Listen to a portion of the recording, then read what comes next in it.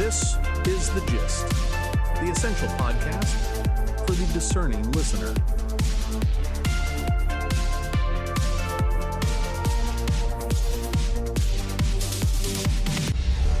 Welcome to The Gist. I'm John.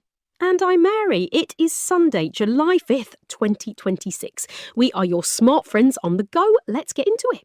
We are starting today down under. Australian doctors are adopting artificial intelligence at a breakneck pace. The numbers are wild. The Royal Australian College of General Practitioners, that is the main professional body for primary care doctors there, says artificial intelligence use just nearly doubled. It jumped from 22% in August 2024 to 40% late last year. And what are they using it for? Not fancy new diagnostics. They are using it for paperwork. Exactly. Doctors are buying artificial intelligence scribes. These tools record, transcribe and summarise patient visits. Physicians are drowning in administrative chores. So they are using artificial intelligence to buy back their own time. This perfectly highlights our core focus on power and incentives. Look at the resource flows here. Doctors have an overwhelming incentive to fix their crushing schedules. The market demand for basic efficiency is completely outpacing slow government rules. Right. The Federal Health Department in Australia is waving red flags. They warn these active clinical tools have very little oversight. Medical data is incredibly sensitive. If the software hallucinates, meaning the artificial intelligence just confidently makes things up, or if there is a data breach, who is liable? Nobody knows yet. Clear liability frameworks simply do not exist for these third-party processors, so the government is being entirely rational by urging caution. But the doctors are being entirely rational too. The immediate payoff of surviving the workday outweighs the hazy future risk of a data leak. They are choosing to shoulder that privacy risk themselves. It is a classic technology story. The tech moves fast, workers use it to survive, and the regulators are left shouting at a train that has already left the station. Moving to the global overview. Let's talk money and markets. Bending Spoons just hit a massive milestone. Bending Spoons is an Italian-founded tech company. They just completed their listing on the Nasdaq. That is the major tech-heavy United States stock exchange. They are now a $23 billion global internet giant. Their whole playbook? Buying up struggling apps and brands and optimizing them to run leaner and meaner. It took a decade of acquisitions, but the strategy paid off. Meanwhile, global investors are getting dizzy from the broader artificial intelligence boom. They are rotating their capital. Where are they hiding from tech volatility? India. Investors are pouring money into Indian stock markets. They want a safe harbour.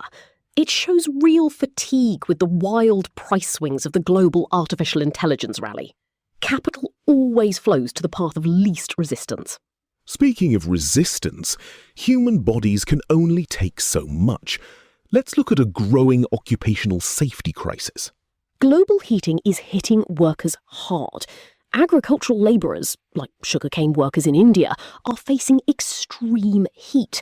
We are talking temperatures consistently over 39 degrees Celsius. That is about 102 degrees Fahrenheit. This isn't just uncomfortable, it is deadly. Prolonged exposure causes acute kidney damage and severe heart issues. It is a harsh flow of resources. The global food supply chain relies on manual labour in the hottest parts of the world. Those workers are paying the physical cost of a changing climate. Let's turn to the European perspective. Diplomacy is heating up ahead of the upcoming NATO summit in Ankara, Turkey. United States President Donald Trump is working the phones. He recently spoke with Vladimir Putin and Volodymyr Zelenskyy. The focus is heavily on conflict resolution before the summit. We will see how that plays out. On the ground, the battlefield is actually expanding. Yes, Ukraine is hitting back much deeper into Russian territory. They just launched long-range drone strikes on oil terminals near Kronstadt. Kronstadt is a Russian port city and a strategic naval base. It sits on an island near St. Petersburg. That is over 850 kilometers away from the Ukrainian border. Why does this matter? Oil is money. Striking that deep systematically chokes off the direct revenue Russia needs to fund its war. Again, follow the resource flows. Closer to home, here in Germany, the Bundeswehr, the German armed forces, has a looming deadline. They need to station 4,800 soldiers and 200 civilians in Lithuania by 2027. But voluntary recruitment cannot mathematically meet that security deadline. So officials plan to make the deployment mandatory for just under 1,000 personnel. This is a fascinating economic mismatch. Mandatory deployment functions like a highly concentrated tax. Instead of raising general public revenue to pay wages high enough to attract volunteers, the labour is just extracted directly by force. Exactly. And compare that physical risk to the financial rewards happening right next door. The Centre for Economic Policy Research, a leading network of European academic economists, just released a massive study. They looked at over 1,000 regions. They found that Europe's defence build-up is pouring money into local towns with defence factories. So local regions easily capture the economic wealth of building the weapons, but the actual troops have to shoulder the steep physical risk of deploying them. That structural mismatch explains why Europe's arms industry is booming, while its militaries have to use coercion just to fill the ranks. Time for our daily temperature check. Today's global climate feels like a frantic race for shelter. Absolutely. Investors are running to India to shelter from tech volatility. Doctors are using artificial intelligence to shelter from crushing paperwork.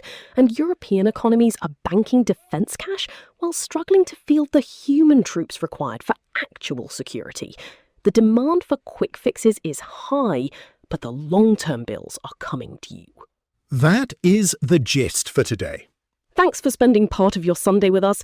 If you enjoyed the show and want to stay a step ahead, we would love for you to get the gist every single day. Just click the link in our show notes to subscribe to our daily newsletter for free. It is the easiest way to keep your smart friend in your pocket. See you tomorrow. The Gist, News Digest, and podcast are entirely written and produced by artificial intelligence. The Gist is out 3 times a day, every day, providing you with a liberal perspective on what to expect next. For more information and donations, visit thegist.online. Thank you for listening.